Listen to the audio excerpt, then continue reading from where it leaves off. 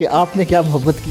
ہاں جی، بے شمار مرتبہ محبتیں ہو جاتی ہیں آپ کو، اور بالکل کی ہے۔ اچھا، شادی آپ نے پسند کی ہے یا والدین نے جو ہے آپ کے لیے لڑکی پسند کی؟ یہ تو بس ہو گئی ہے، والدین نے کر دی ہے۔ ہمت ہے تو بغاوت کر لو، ورنہ گھر والے جا کہتے ہیں شادی کر لو۔ اب سہیل بڑائی صاحب کا انٹرویو کیا، تو سہیل بڑائی صاحب کا انٹرویو کیا تو اب ان سے سوال پوچھا کہ جس طرح سوال یہ ہے کہ سیاست میں کیا ہوگا، تو انہوں نے کہا ہاں ٹھیک ہو جائے گی۔ آپ نے پوچھا کہ آپ نے کبھی محبت کی؟ جی کی۔ تو اب وہ نا سوال ختم ہو گئے، اور میں کہہ رہا یار ان سے پوچھنا کیا ہے۔ بیہائنڈ دا کیمرہ میری تنخواہ زیادہ تھی، جب میں کیمرے پہ آیا تو میری کم تھی تنخواہ، یعنی عجیب بات کی ہے۔ تو جب ایک مرتبہ نکلا ہے نا، مطلب نیت کر کے نکلے ہیں، تو پھر کچھ نہ کچھ کر کے آئے ہیں، اگر وہ نہیں ملا تو کچھ اور کر لیا۔ بسم اللہ الرحمن الرحیم۔ السلام علیکم ناظرین، میں ہوں سردار عدیل مصطفیٰ، آپ دیکھ رہے ہیں آپ ٹی وی۔ ناظرین، آج آپ کی میں ملاقات جس شخصیت سے کروا رہا ہوں وہ شخصیت کسی تعارف کی محتاج نہیں ہے۔ ایک منجے ہوئے صحافی ہیں، اور بہت کم عرصے میں انہوں نے وہ مقام حاصل کیا جو مقام شاید دوسرے کم ہی صحافی حاصل کر چکے ہیں۔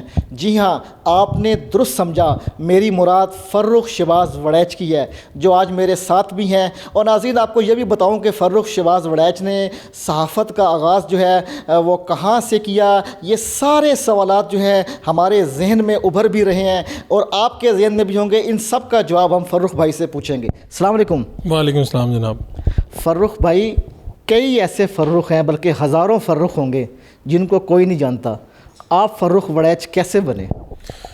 دیکھیں، میں تو شروع سے یہی تھا۔ لوگ آپ جو بات کہہ رہے ہیں کہ کافی لوگ اس طرح سے ہیں، اور ہم کیسے بن گئے، میں تو سمجھتا ہوں لوگ اس کو مختلف نام دیتے ہیں، مختلف حوالے دیتے ہیں۔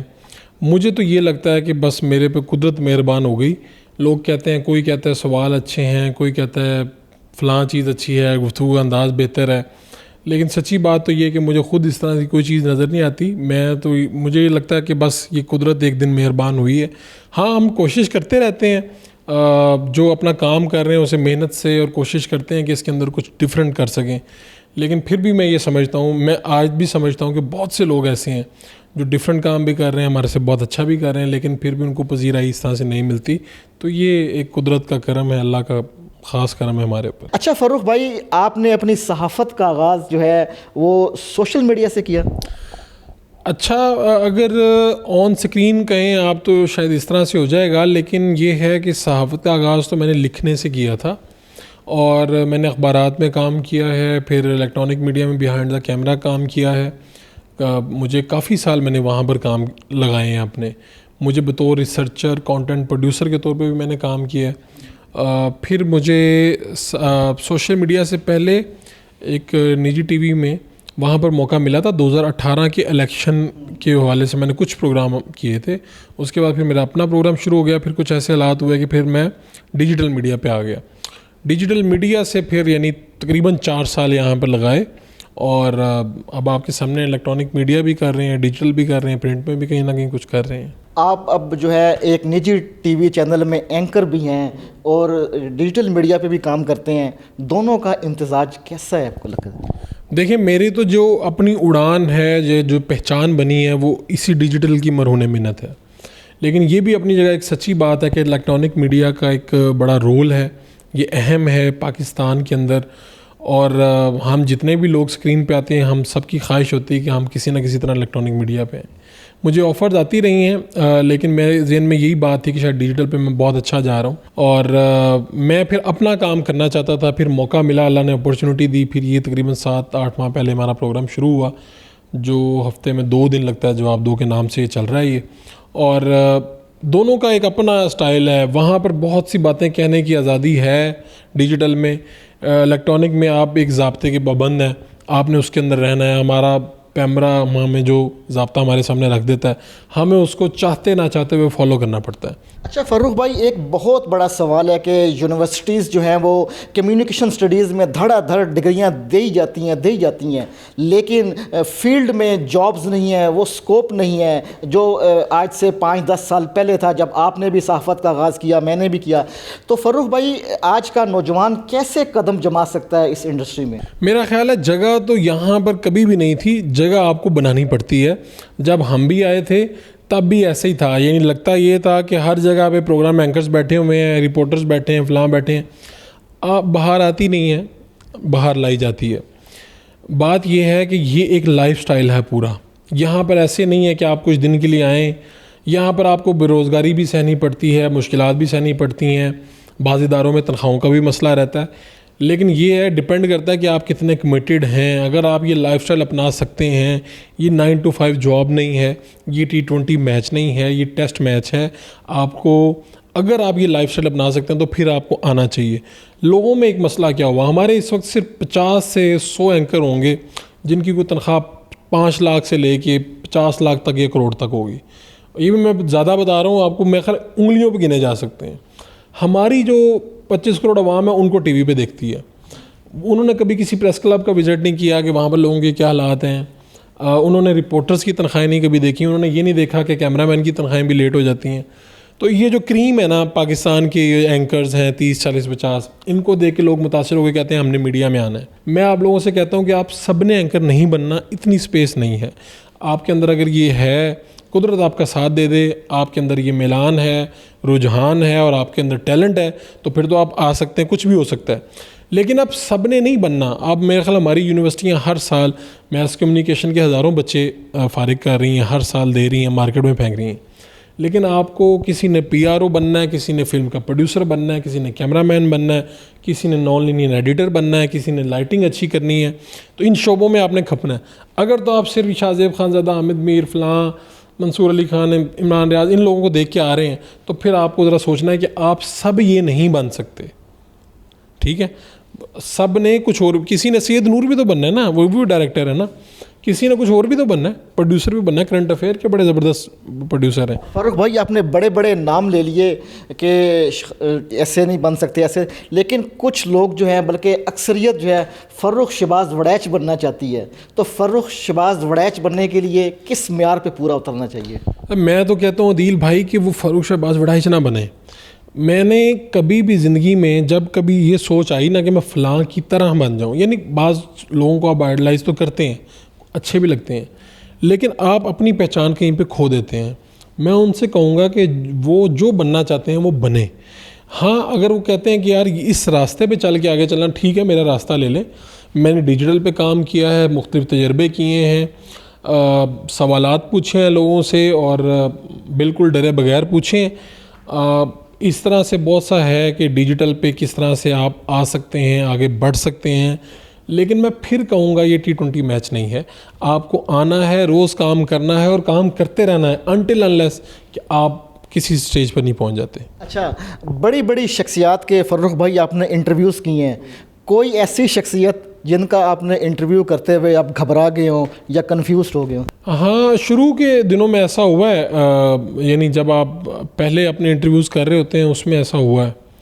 اچھا, بعض دفعہ یہ بھی ہوا ہے, گھبرا گئے سے اس طرح ہوا ہے کہ آپ جس طرح آپ مجھ سے سوال پوچھ رہے ہیں تو میں آپ کو جو ایوریج جواب ہے وہ 1 منٹ 1.5 2 منٹ کا دے رہا ہوں. تو جس طرح میں نے کسی شروع میں انٹرویو کیا, اب سہیل وڑیچ صاحب کا انٹرویو کیا, تو سہیل وڑیچ صاحب کا انٹرویو کیا تو اب ان سے سوال پوچھا کہ جس طرح سوال یہ ہے کہ سیاست میں کیا ہوگا, تو انہوں نے کہا ہاں ٹھیک ہو جائے گی. آپ نے پوچھا کہ آپ نے کبھی محبت کی؟ جی کی. تو اب وہ نا سوال ختم ہو گئے اور میں کہ یار ان سے پوچھنا کیا, یعنی 1 گھنٹے کا پروگرام تھا. تو اس طرح کی چیزیں ہوئی ہیں. پھر اس طرح ہوا کہ بانو قدسیہ جب زندہ تھی میں ان کے پاس گیا کرنے انٹرویو, تو بہت سے سوالوں کے جواب انہوں نے ایسے دیے جو میرے سر کے اوپر سے گزر گئے. تو مجھے لگا یار یہ کیا ہے. تو ایسے ہو جاتے ہیں چانسز. اب خیر کمی ہو جاتی ہے, اب ہمیں پتہ چل گیا ٹیکل کیسے کرنا ہے. کوئی کم جواب دے رہا ہے تو آپ نے اس کو کیسے زیادہ بلانا ہے یا کرنا ہے. لیکن شروع میں ایسا ہوتا رہا ہے کہ ہم نے سوال 20 تیار کیے ہیں, اگلے بندے نے 5 منٹ میں فارغ کر دیا ہمیں. ہم سوچ رہے ہیں اگلے 45 منٹ کرنا کیا ہے. کہ آپ نے کیا محبت کی؟ ہاں جی, بے شمار مرتبہ محبتیں ہو جاتی ہیں آپ کو, اور بالکل کی ہے, اور میرے خیال میں یہ کرتے رہنا چاہیے. یہ ایک اچھی عادت ہے اور اس سے بالکل آپ کو پرہیز نہیں کرنا چاہیے. میں تو اس کا قائل ہوں, محبت کا قائل ہوں میں اس کا, بلکہ اس کو محبت پھیلانے میں بڑا یقین رکھتا ہوں میں. اچھا, شادی آپ نے پسند کی ہے یا والدین نے جو ہے آپ کے لیے لڑکی پسند کی؟ یہ تو بس ہو گئی ہے, والدین نے کر دی ہے. میں تو وہ کیا شعر ہے کہ ہمت ہے تو بغاوت کر لو ورنہ گھر والے جہاں کہتے ہیں شادی کر لو. تو اسی طرح سے والدین کی مرضی سے ہو گئی اور میں اسی کا قائل ہوں. ٹھیک ہے, سوشل میڈیا بھی آپ جو ہے اس کے بھی آپ چیمپئن ہیں, اینکر پرسن بھی ہیں, لکھتے بھی ہیں, کتنا کما لیتے ہیں آپ؟ میں جب میں شروع ہوا تھا تو چند ہزار میری تنخواہ تھی، اور بلکہ شروع میں نے فری بھی کام کیا ہے۔ لوگوں کو اس لیے بتا رہا ہوں کہ لوگ آج دے کے کہتے ہیں جناب یہ بڑا بھاشن دے رہے ہیں، آئے نا ہماری طرف آئے، تو بھائی ہم نے یہ سارا کام کیا ہے، بائکس بھی چلائی ہیں، سردیوں میں گرمیوں میں کھجل خواری بھی پوری بھگتی ہے الحمدللہ، اور وہ آج پے بیک کر رہی ہے۔ آج اگر اندر بیٹھ کے بات کر رہے ہیں نا تو پے بیک ہو رہا ہے ہمیں۔ تو میں نے چند ہزار سے شروع کیا تھا، ٹھیک ہے، میں ایگزیکٹ آپ کو بتا دیتا ہوں، میرے خیال 15 یا 20 ہزار سے کام شروع کیا ہوگا۔ پھر چینل میں گیا تو اس میں اچھی تنخواہ ہو گئی، پھر دوبارہ جب ڈیجیٹل پہ آیا تو ذرا بہتر ہو گئی۔ بیہائنڈ دا کیمرہ میری تنخواہ زیادہ تھی، جب میں کیمرے پہ آیا تو میری کم تھی تنخواہ، یعنی عجیب بات کی ہے، لوگ یہ سمجھتے ہیں کہ سامنے آئیں گے تو، جب میں پیچھے کام کر رہا تھا یعنی کنٹینٹ کا وہ کام کر رہا تھا تو میری تنخواہ زیادہ تھی۔ تو اب الحمدللہ لاکھوں میں، یعنی ٹی وی چینل کی اپنی کمائی ہے، پھر یوٹیوب کا میرا اپنا سلسلہ ہے، اس سے بھی اچھی کمائی ہے، تو بس لاکھوں میں چل رہی ہے الحمدللہ۔ اچھا فروخ بھائی، یوٹیوب پہ اور ڈیجیٹل میڈیا پہ ہم یہی دیکھتے ہیں کہ فیک خبریں ہوتی ہیں، پگڑیاں اچھالے جاتی ہیں، کوئی رولز اینڈ ریگولیشنز نہیں ہیں، کیا سمجھتے ہیں اس کو، آپ کس نگاہ سے دیکھتے ہیں؟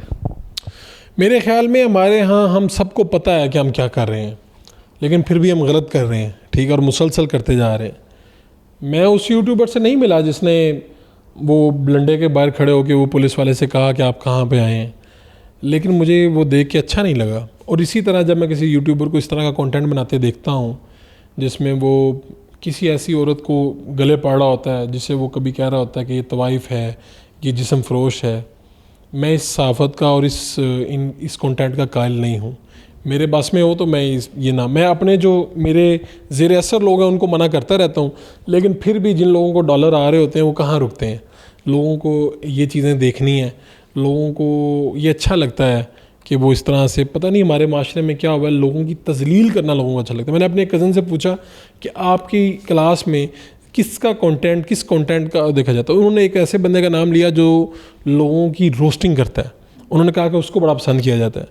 اوورآل ہمارا مزاج ایسا ہے کہ ہم چاہتے ہیں کہ لوگوں کی انسلٹ ہو ہمارے سامنے، جب آپ نے دیکھا کسی کا اسکینڈل آتا ہے تو ہم آپس میں کہتے ہیں ویڈیوز بھیجو اس کی، ہم چاہتے ہیں کہ لوگ ہمارے سامنے سرے بازار ننگے ہو جائیں، ہم چاہتے ہیں ہمارے علاوہ سب ننگے ہو جائیں، تو یہ معاشرے میں ہم ایک دوسرے کو ننگا دیکھنا چاہ رہے ہیں۔ اس معاشرے میں میرے خیال میں یہ عام ہو گیا کہ پگڑی اچھال لو آگے نکل جاؤ، یہ کہیں نہ کہیں سلسلہ بند ہونا چاہیے۔ میں نے کئی لوگ ایسے دیکھے ہیں جنہوں نے لوگوں کے گھر جلائے ہیں اس طرح سے، یعنی پگڑیاں اچھال کے، اور بعد میں جب اپنے پہ ٹائم آیا تو پھر اللہ سے معافیاں مانگتے پھرے ہیں، تو اللہ سے توبہ کر کے میرے خیال میں اس سے پرہیز ہی کرنا چاہیے پہلے۔ اچھا فروخ بھائی، ہر شخص کو زندگی میں مشکل اور کڑے سے کڑا وقت دیکھنا پڑتا ہے، آپ کی زندگی میں بھی یقیناً کوئی ایسا فیز آیا ہوگا کہ جب آپ بہت مشکلات کا شکار ہوئے ہوں گے، وہ کون سا وقت تھا، فیز تھا؟ مشکلات تو زندگی میں میرے خیال میں آتی رہتی ہیں، یہ تو کبھی ختم نہیں ہوتی ہیں، اور اچھا وقت بھی آتا ہے۔ اچھا بڑی عجیب بات ہے، جب نا میں پی ٹی وی میں کام کرتا تھا تو وہاں سے نا میں واپس آتا تھا نا گھر، تو اکثر اب میری نا ہائٹ زیادہ ہے تو وہاں سے مسلم ٹاؤن سے رکشے چلتے تھے، وہاں سے ہم وہاں تک پہنچتے تھے، تو وہاں سے پھر آگے ادھر آنا ہوتا تھا۔ تو مسلم ٹاؤن میں جب رکشہ تھا نا تو اس میں پیچھے نہیں بیٹھ سکتا تھا، چونکہ وہ بٹھاتے تھے سواریاں آمنے سامنے، اگر آپ کبھی رکشے میں آپ نے سفر کیا ہو تو آمنے سامنے بٹھاتے تھے، تو اب میری ٹانگیں لمبی ہیں تو اب پھر بھی مشکل ہوتی ہے۔ تو اب ڈرائیور جو ہے، آپ نے یہ 3 اسٹروک رکشہ نہیں اس کی بات کر رہا ہوں، یہ چنگزی رکشے کی بات نہیں کر رہا، دوسرے کی بات کر رہا ہوں۔ تو اب ڈرائیور کے ساتھ ڈرائیور کی اپنی سیٹ اتنی ہوتی ہے اور اتنی سیٹ ہوتی ہے، تو جو ادھر ادھر لوگ بیٹھتے ہیں ان میں سے ایک میں ادھر بیٹھ جاتا تھا۔ اب اس میں کیا مسئلہ ہوتا تھا کہ ایک ٹانگ ہٹ جاتی تھی، دوسری باہر نکالنی پڑتی تھی، یعنی ہائٹ پھر لمبی ہے۔ تب نا سردیوں میں ٹھنڈی ہوا لگتی تھی بہت زیادہ، رات میں 12-1 بجے فری ہوتا تھا، تو تب میں سوچتا تھا کہ یہ زندگی کا مشکل ترین ٹائم ہے میرے اوپر، تب میں یہ سوچتا تھا، اور پتہ نہیں یہ کب بدلے گا۔ وہ بدلا، اچھا ٹائم آیا، سب کچھ ہوا۔ تو اب میں جب گزرتا ہوں اور جب میں کسی کو دیکھتا ہوں کہ وہ اسی طرح رکشے کے باہر وہ اس طرح سے بیٹھا ہوا ہے جس طرح میں بیٹھا ہوتا تھا، تو میں امیجن کرتا ہوں، میں کہتا ہوں یار یہ ٹائم بدل جاتا ہے۔ ہمیں لگ رہا ہوتا ہے کہ آج یہ زندگی کا مشکل وقت ہے، لیکن آپ کو محنت کرتے رہنا ہے، اللہ نے پھل دے ہی دینا ہے آپ کو۔ تو میری زندگی کا مشکل وقت مجھے وہ لگ رہا ہے، ٹھیک ہے، ہو سکتا ہے کسی کے لیے وہ مشکل وقت نہ ہو۔ میں سمجھ رہا ہوں کہ میری اذیت بہت بڑی ہے کہ میں اتنے بجے جاتا ہوں، یہ کرتا ہوں، وہ کرتا ہوں۔ پڑھائی میں آپ لائق تھے یا ایوریج اسٹوڈنٹ تھے یا نالائق تھے؟ پتہ نہیں، ہمیں کچھ لوگ تو نالائق ہی کہتے ہوں گے، ویسے میرا خیال ہے کہ میں تو وہ نہیں تھا جن کی پہلی پوزیشن آتی ہے، سیکنڈ آتی ہے۔ میرا کوئی کلاس میں نمبر یہی رہا ہے کوئی 12واں 13واں 14واں ان نمبروں میں. اچھا اس میں یہ بات ہے کہ میں کوئی پڑھاکو بچہ بھی نہیں تھا, لیکن یہ ہے کہ میرے دوست حیران ہوتے تھے کہ یہ پیپرز کے آخری دنوں میں پڑھتا ہے اور 70% ابو لے جاتا ہے یہ. تو اس طرح کا بچہ تھا جو کم محنت کر کے پیپر میں پاس کر جاتا ہے. آج تک کسی سبجیکٹ میں مجھے نہیں یاد کہ میں فیل ہوا ہوں, یعنی جو بھی امتحان دیا ہے ہر امتحان میں نکل گئے ہیں, چاہے وہ یہ امتحان ہو یا دوسرا ہو. ایم فل میری تعلیم ہے تو میٹرک انٹر یہ وہ سارے نکل گئے ہیں, فرسٹ اٹیمپٹ میں نکل گئے ہیں. رپورٹر کا کام تو ہوتا ہے سٹوریز دینا. کبھی ایسا وقت آیا کہ آپ کے پاس کوئی دینے کے لیے کوئی سٹوری نہ ہو اور دفتر سے آپ کی کھنچائی ہو رہی ہو کہ آج سٹوری دیں؟ کوئی ایسا واقعہ ہم سے شیئر کریں. اچھا میں آپ کو بتاتا ہوں, بڑی دلچسپ بات یہ کہ چونکہ خود کچھ بننا چاہتا ہے نا بندہ, تو بندہ تلاش کرتا رہتا ہے. مجھے کوئی دن یاد نہیں پڑتا. میرے ساتھ جو لوگ کام کرتے ہیں, دیکھیں یہ ویڈیو پہ ہم بات کر رہے ہیں تو بات نکل ہی جاتی ہے. جو ہمارے ساتھ کیمرہ مین کام کرتے ہیں, ڈرائیور کام کرتے ہیں, وہ کہتے ہیں دیکھ کے کہیں گے یار جھوٹ بول رہے ہیں. سر میری آج تک کھنچائی نہیں ہوئی, ایک بات یہ.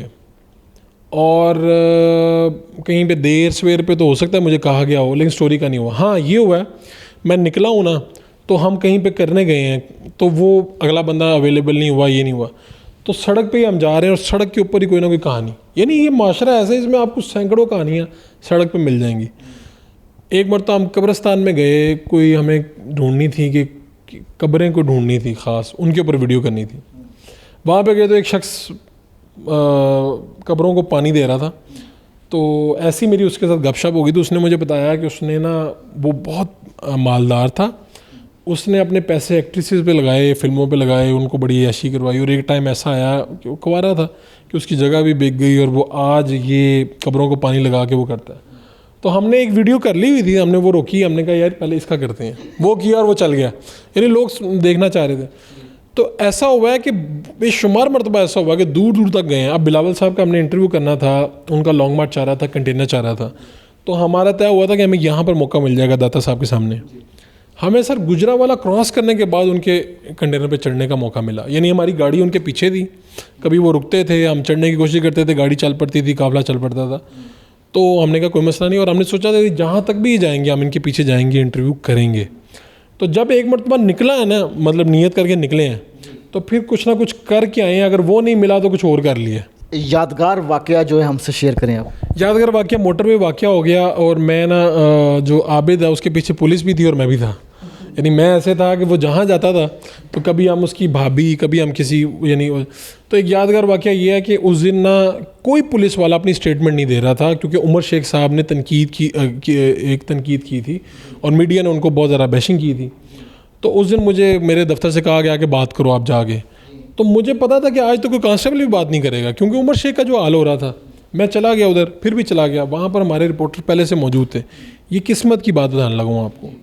ہمارے آئی جی تھے عارف صاحب, نئے بنے تھے ابھی, موٹر وے کا قصہ ہوا اور وہ بن گئے 2-3 دن میں.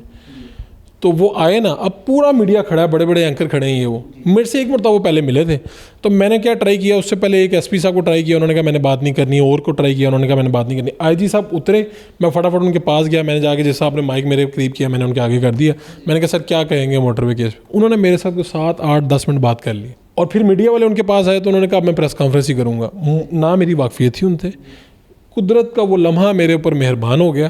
جب میں واپس آیا, میں نے اپنے دفتر بتایا تو وہ حیران ہو گئے کہ کانسٹیبل آج دینے کے لیے تیار نہیں ہے, آئی جی پنجاب آج انٹرویو کیسے دے گیا. اور میں خود بھی حیران ہوتا رہا. آخری سوال میرا سے فرخ بھائی یہ ہے کہ میں بھی آپ کو کوئی 12-14 سال سے فیلڈ میں دیکھ رہا ہوں. میں نے آج تک آپ کو کبھی غصے میں نہیں دیکھا, ہمیشہ ہنستے رہتے ہیں, مسکراتے رہتے ہیں, یعنی کہ آپ کا اسمائلنگ فیس ہے. اس کی کیا وجہ ہے؟ اچھا میں تو سچی بات, یہ ظاہری بات ہے آپ کے سامنے کیمرے پہ تو غصہ نہیں کروں گا, غصہ آتا ہے ہمیں بھی, میں بھی انسان ہوں. اور لوگ پتہ نہیں جو میرے ساتھ کام کرتے ہیں وہ بہتر بتا پائیں گے. کوشش یہ کرتا ہوں کہ یار جو کام بغیر غصے کی ہو سکتا ہے وہ کر لیں. غصہ کرنے کے بعد بھی کام وہیں پہ رہ جاتا ہے نا. میں نے ایک گاڑی والا ادھر سے آ رہا تھا, میں ادھر سے آ رہا تھا, اس نے راستہ نہیں دیا, میں نے راستہ نہیں دیا, تو ہم وہاں پہ کھڑے ہو گئے ایک دوسرے کے آمنے سامنے. تو ہم نے کوئی 10 منٹ ضائع کیے, یعنی نہ اس نے راستہ دیا نہ میں نے راستہ دیا. تو پھر میں اس نتیجے پہ پہنچا کہ اس غصہ کرنے کا کوئی فائدہ نہیں ہوتا. 10 منٹ میرے بھی ضائع ہو گئے ہیں اور میرا بی پی بھی اوپر چلا گیا. تو میں کوشش کرتا ہوں، غصہ پھر بھی آتا ہے، کوشش کرتا ہوں کہ ہنستے مسکراتے اس زندگی کو گزار لیں. آپ سے بھی یہ درخواست اور دیکھنے والوں سے بھی یہ درخواست ہے، ہنستے رہیں، مسکراتے رہیں، کھیلتے رہیں. ناظرین، ہر دل عزیز شخصیت فرخ شہباز وڑائچ صاحب کی آپ نے گفتگو سنی، اور میری خواہش تھی کہ میں کم بولوں، فرخ بھائی زیادہ بولیں اور آپ سنیں. آئندہ کسی نئے پروگرام میں کسی نئے موضوع کے ساتھ حاضر خدمت ہوں گا. آپ دیکھتے رہیں آپ ٹی وی. اللہ حافظ.